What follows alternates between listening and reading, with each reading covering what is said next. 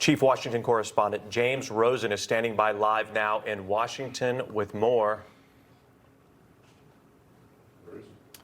Well, hey guys, and good afternoon from the nation's capital, where this ruling from the Supreme Court 6-3 this morning, striking down as unconstitutional the executive orders that President Trump had signed imposing tariffs around the world, and the authority for which he had cited a 1977 Emergency Economic Powers Law signed originally by President Carter. The Supreme Court today 6-3 finding that law cannot be used as the basis for the tariffs that President Trump has imposed.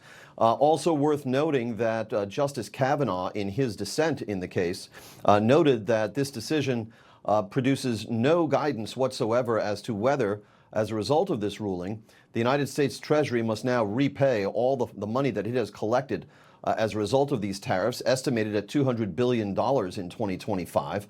And so we will probably see some push for refunds enacted by major companies.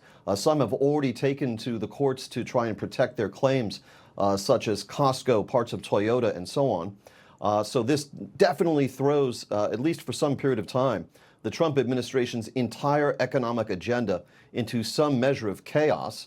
And it does so, of course, ahead of the looming midterm elections, and even sooner on the horizon, the president's address to the State of the Union address before both houses of Congress next week.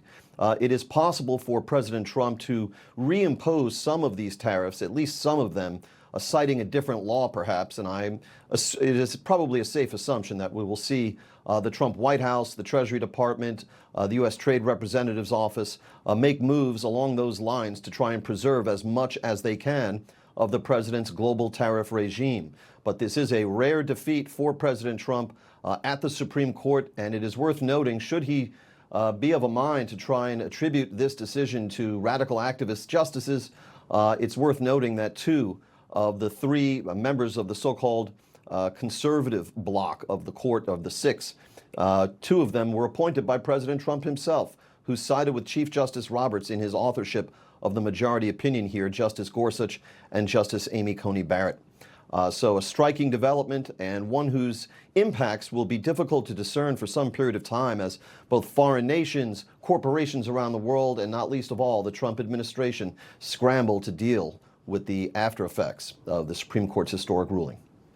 All right, James, I want you to stick around with us. We're also going to bring back in Judge Andrew Napolitano, our Newsmax senior judicial analyst. And that also makes me think that I can call you Jimmy, James, which I think I will from now on. Okay, so Jimmy, from more of the political angle, I know, as you pointed out, it's going to take some time to see what the potential fallout is, that there may be a push for refunds. However, Judge had a great point where he said, okay, well, now that President Trump, of course, has support likely in Congress, wouldn't it just make sense for him to now go to Congress and get them to approve it before things get, I'll say, too messy?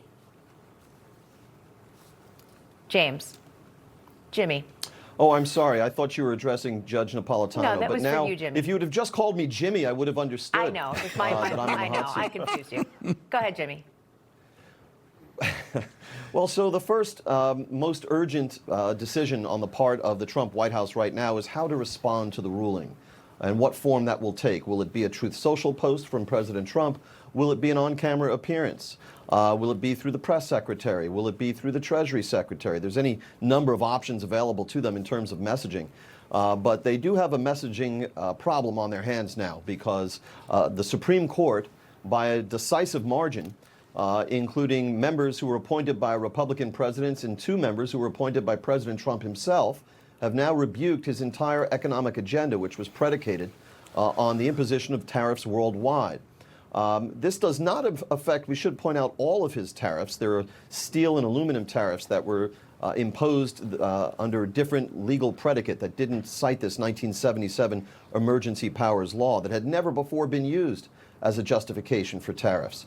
But nonetheless, this is first and foremost immediately a legal problem. They have all these tariffs on the books that have now just been declared illegal. They have to decide what to do about that, both in terms of reimposing them, in terms of avoiding the costs of refunds, and then, of course, they have a messaging problem and a political problem.